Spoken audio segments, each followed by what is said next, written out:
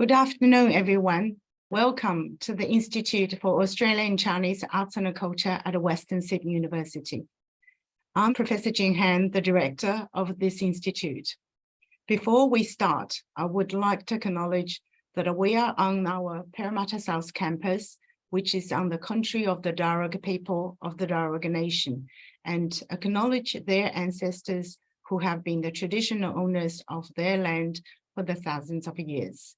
And we also want to pay our respect to the First Nations elders of the countries that we are all sitting on today, past, present, and emerging.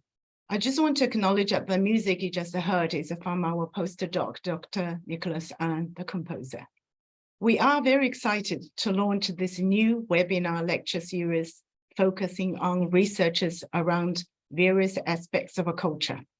The aim of IAC Culture Talks is to build up cultural knowledge and understanding of multiculturality through sharing recent studies of specific areas that will engage, inform, and enlighten audiences so as to better relate to the world of diversity and understand humanities from a diverse range of cultural perspectives.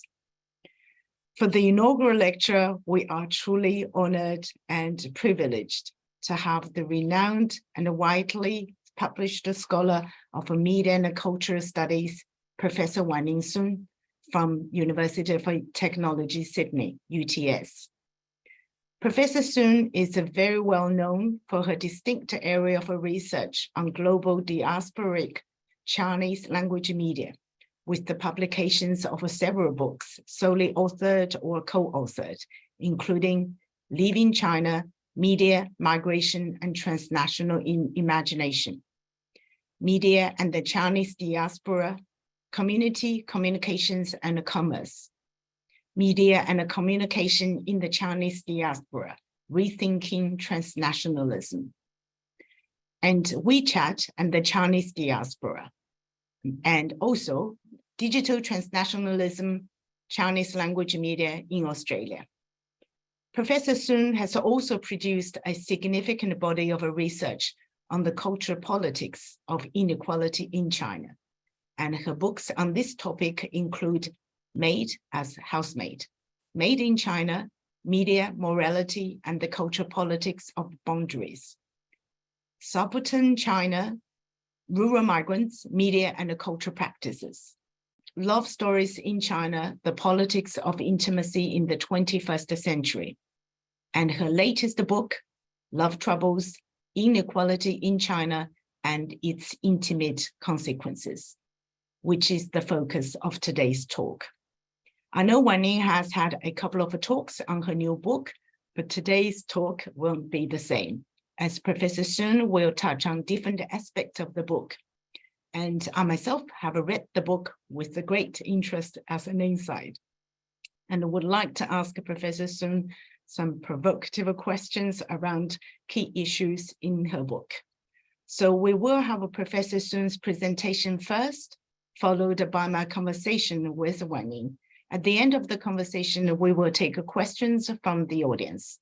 So during the talk and the conversation, please post your questions in the Q&A section at the bottom of the screen, and I will pick them up for Professor Sun to respond.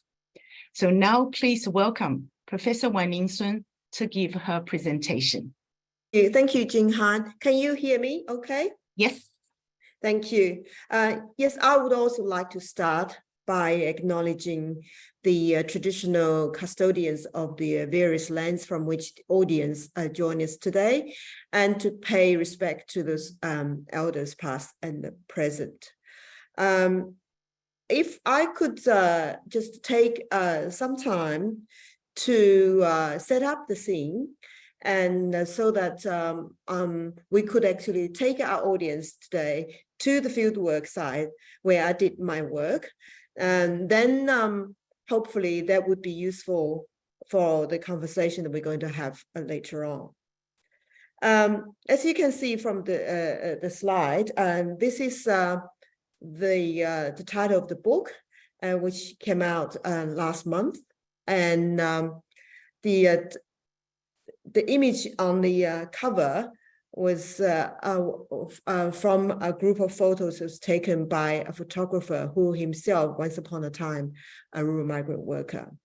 And I was quite captured by this image because I thought it raises so many questions. Without knowing the details of this image, I ask, where are they going?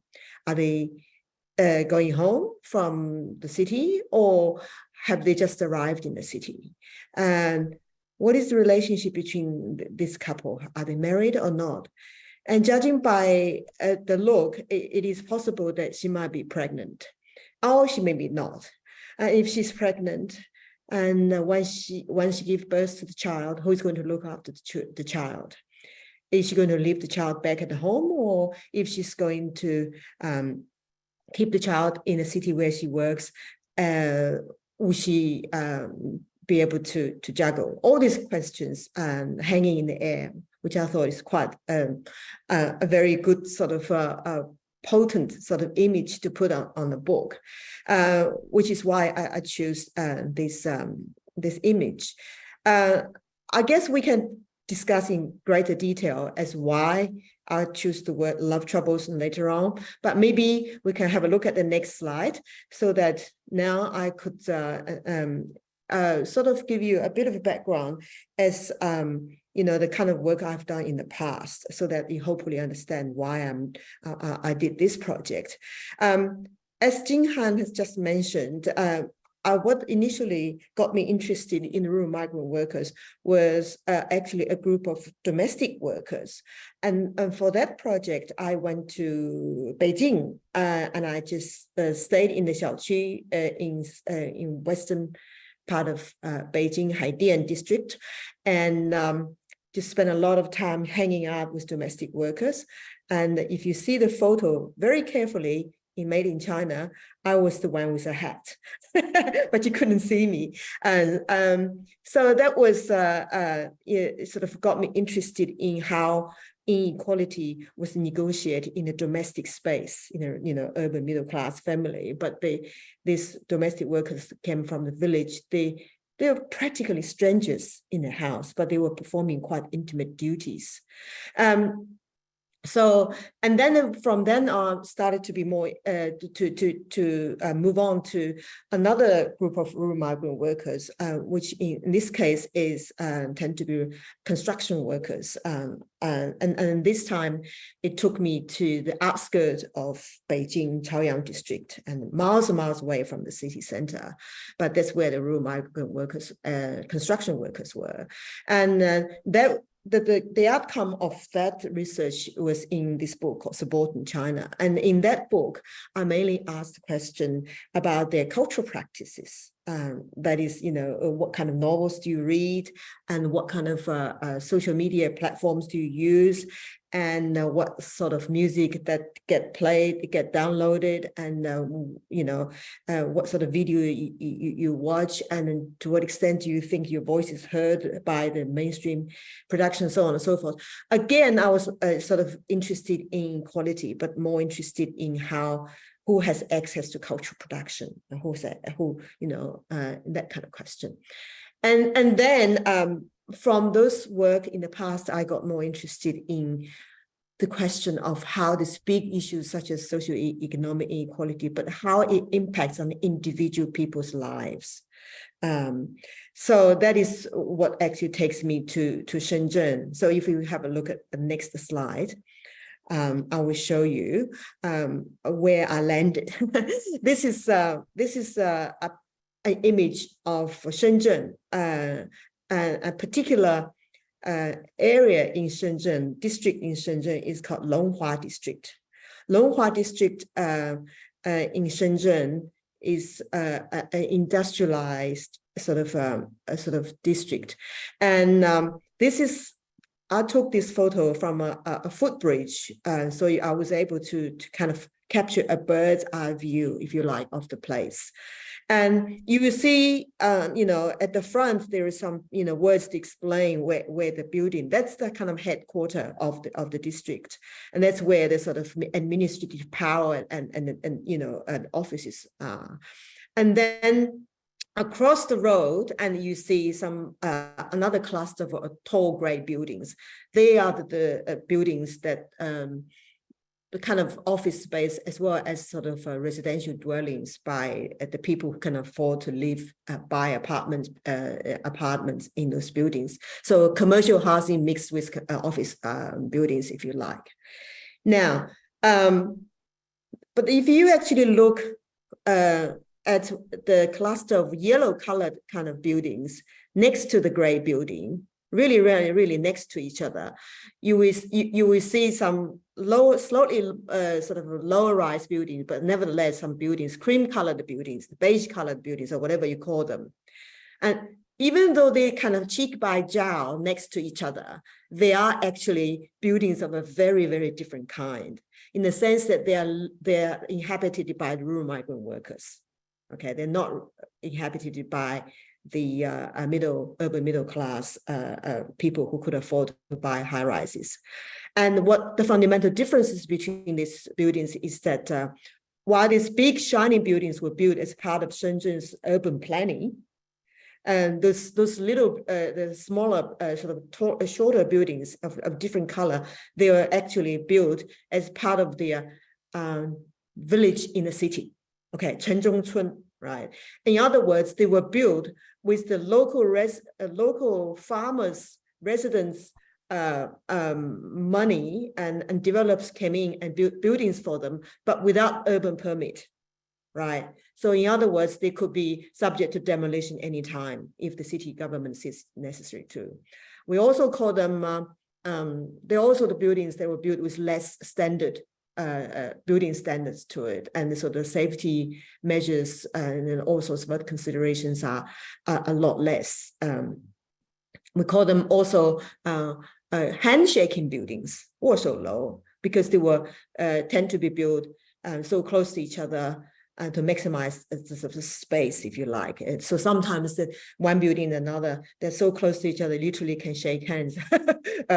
And also you can imagine that the lighting, all sorts of considerations was not really that important. So if you see, pretending you're seeing a movie and you're beginning to see a movie, and this is the bigger picture. Now let's zoom in next slides to see something that takes you a little bit closer to those buildings that are built outside the urban planning, right?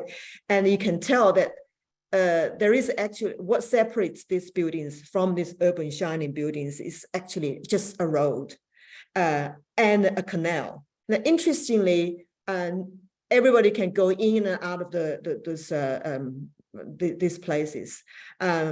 Is only separated by a canal and a footbridge.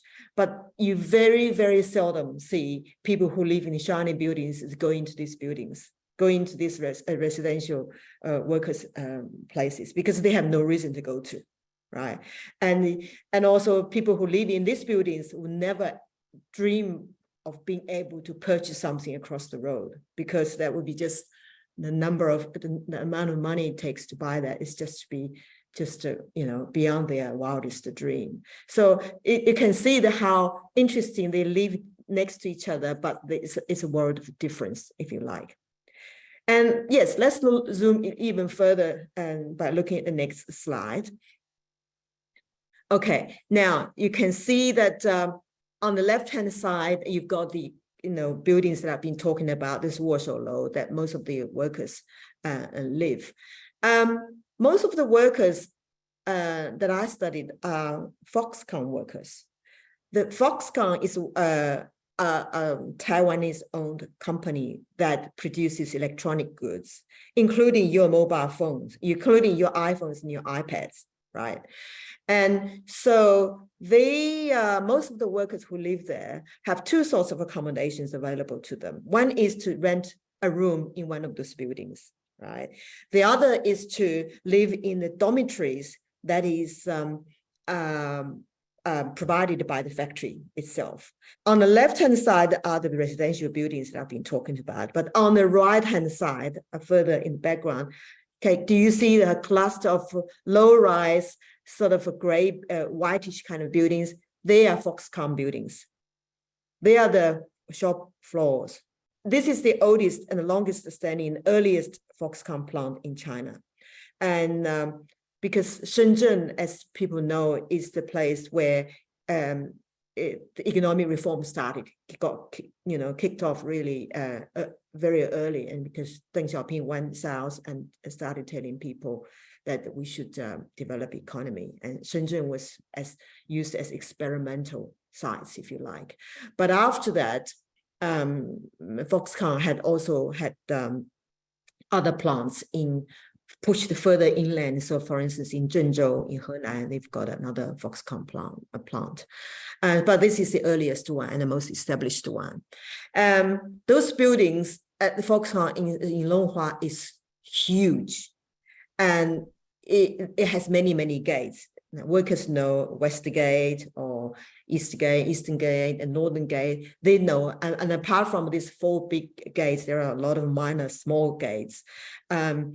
It is very, very hard to traverse the whole building site on foot. And if you get on a bus, it takes you a few stops. 1 or 2 stops later, you're still at the Foxconn. So it's quite far, a gigantic space. The next one, then I'll give you a sense of the kind of people who live outside the building. I took this short video and around about 7 o'clock in the morning. And that is the time when the shift workers start to change. Some people work at day shift, other people work at night shift. So if you work in day shift, you should be there at 7:30. And if you work at night shift, that's the time workers finish. So, and there are some, usually what I would do is that I just park myself in front of these gates, sometimes a bigger gate, sometimes a smaller gate. And just to see how workers, you get the 2 streams of people, those who are coming down are the people who are just finished for the night in the morning. They have been there for whole nights and up to 12 hours. And there's people on the right-hand side who are going to work and be there for the whole day.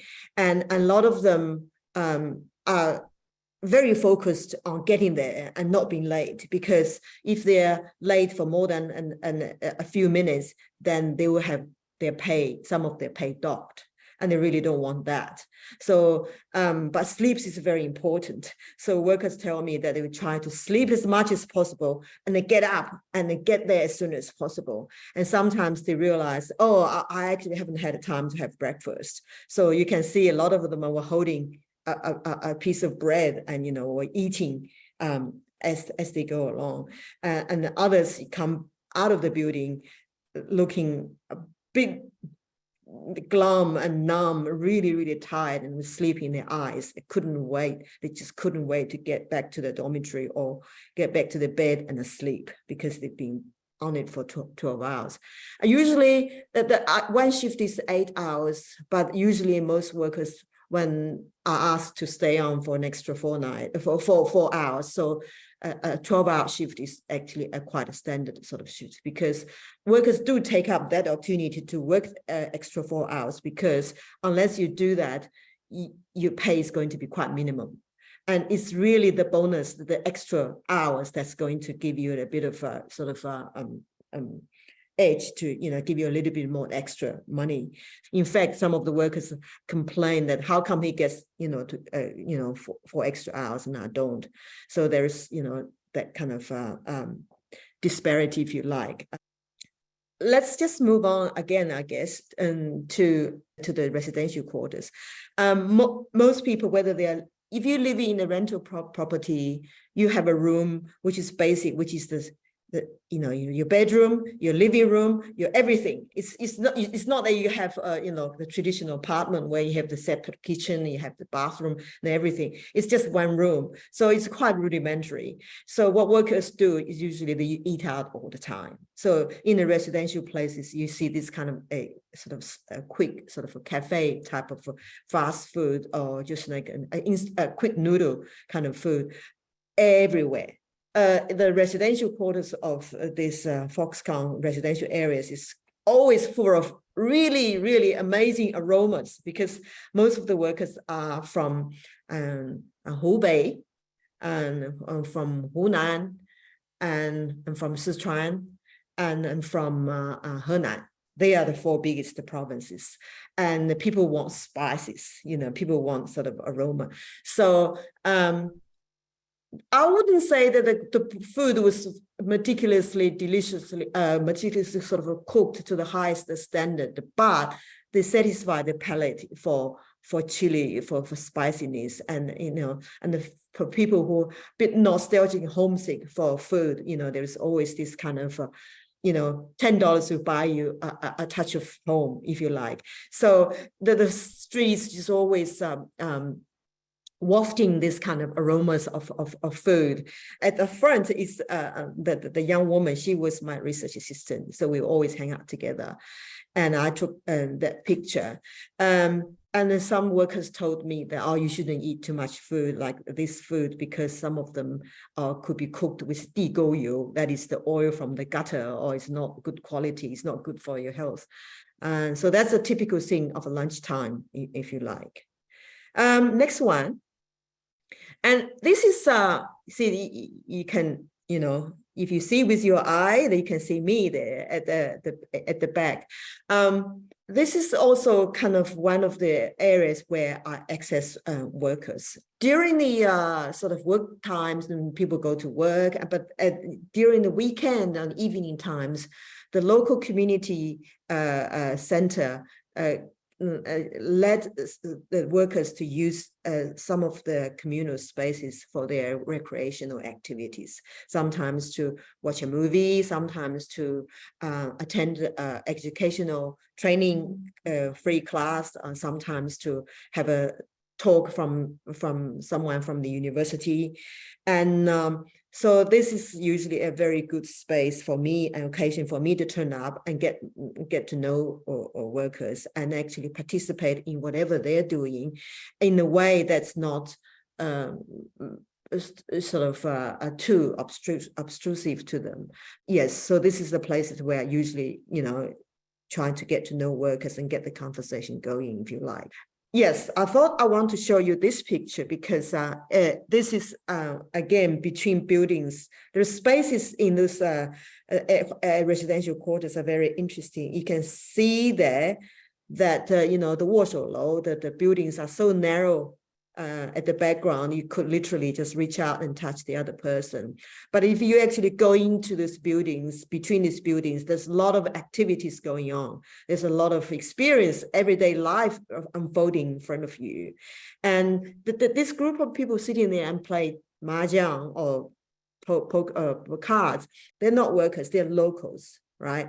They're locals who have their buildings, they have had the land turned into buildings so that now they don't have to work on a farm anymore. They just sit there and take the rent from the workers, and then they can enjoy a leisurely time, so that they can actually play cards while workers are working on the assembly line, because they can just charge workers for the rent. Some of them actually just don't even live on the premise at all. They actually go and buy a much better apartment outside the compound, but some still choose to live there. So this is a collage of pictures I put together for you to give you a sense of the milieu, if you like, where workers you can find workers.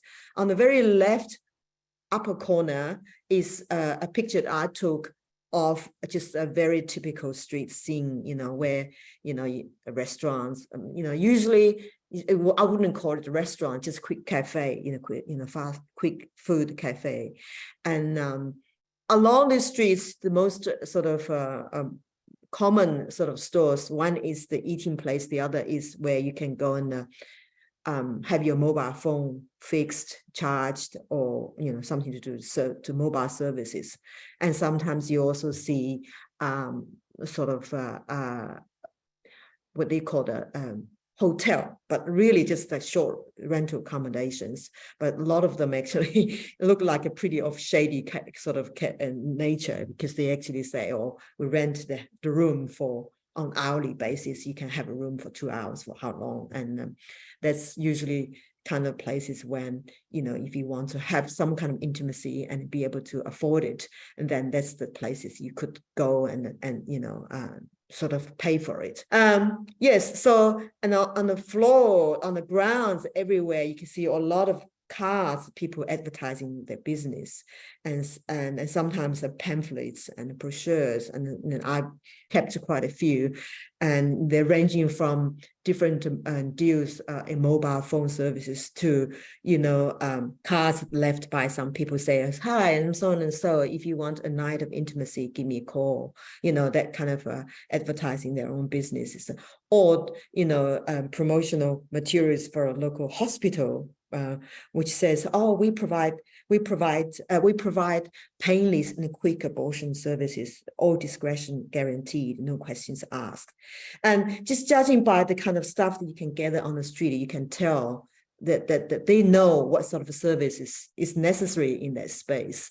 And then below that is a picture of a worker in his dormitory. You can tell it's a dormitory because in the up, sort of bunker bed, and he's having a rest before he goes to bed, and he's watching something on his device. At the very, very bottom left corner is a picture that was taken by a rural migrant worker who has turned into a professional photographer. And this is a picture of a couple who live in a typical rental property. It's a room. You can tell that's a room. It's got everything, right? It's got a computer there. It's got the bed there. It's got a sort of a television there, and it's just everything. It's just the one room. And the woman is got a lanyard hanging around her neck. So most people just go around with a lanyard because you cannot go in Foxconn without swiping your card. You cannot leave Foxconn without swiping your card. Nobody outside who's not a Foxconn employee can actually go into Foxconn. I actually did toy with the idea of trying to go in there, but people said, some of the workers said, if you want to go there, I can lend you my lanyard. You can just swap the card. You might be able to get in. And I thought, oh, no, I better not get yourself into trouble. But on the right-hand side, top corner, is a picture of a typical dormitory where, people hanging their sort of clothes and washings out in the corridor. It's a typical kind of pictures you see. And there's two workers standing having a chat with each other. And that was a photo taken by a local photographer. And in the middle of that is a picture taken by my research assistant, and I was sitting there having a chat with people. Usually what I would do is that they would say, oh, this afternoon we're going to be there, so I would just turn up and sometimes buy some food and some fruit or some drinks and just park ourselves there and see who comes in. We have a chat. Sometimes you end up having 3 or 4 people. Sometimes you can have 10 people. It's highly organic, highly sort of a circumstantial kind of arrangement. But that's outside the kind of formal interviews that I conducted. But nevertheless, they tend to be quite informative sessions when people felt quite relaxed and told me about things. For instance, as I said, I can't get access to Foxconn factory, and nor do I know what's scribbled on the wall of a man's toilet inside the factory, but the workers actually told me, the toilet, the graffitis on men's toilet and what sort of things is being said about it. So yeah, okay, so let's move on. Yes, this is a photo that was taken by Mr. Zhang Yubing, who produces amazing range of photos about the rural migrant workers. He was extremely in touch with the everyday life of the people there.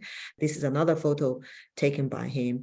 And yes, this is also them. And this one is interesting because you can tell that they are enjoy a moment of intimacy, but they actually all wearing uniforms. There's in between shifts, and they're outside and not inside the house, in a room, they're outside. So they enjoy the public's intimacy in public and wearing a uniform.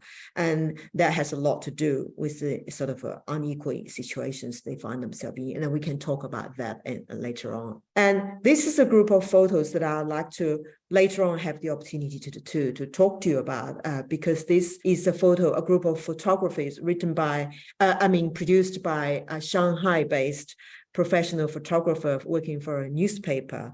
And he was very sympathetic to worker situation. He wanted to give workers an opportunity to live or to make up for the loss of romance in their life, because some workers said, we got married, but we're not able to afford a proper wedding photo shoot. And she said, he said, well, let's just arrange some photo shoots now, and for free. And so, he provided a gown, he provided the suits, and then said, let's just have this photo taken, in your shop floor areas. Yes, this is when I actually show this photo to some of the workers I talk to, and I say, tell me what you think when you see this photo. What's the emotional reaction that when you see this photo? Yeah, it's quite interesting. People take different things from the same photo, depending on their own socioeconomic background. Now, this is a group of shots of CCTV's love stories, if you like. CCTV is China's official biggest national broadcaster, and they like to sort of also discuss, what is it we should do to solve the problems of difficulties that rural migrant workers have in their love life, or the difficulty of finding a marriage partner, and so on and so forth. So they're trying to come up with sort of positive stories about rural migrant workers working hard and finally made it. And these are some of the examples are discussed in the book as well. Okay, now, yes, I think over to you, Jing, and hopefully we can delve deeper into some of this.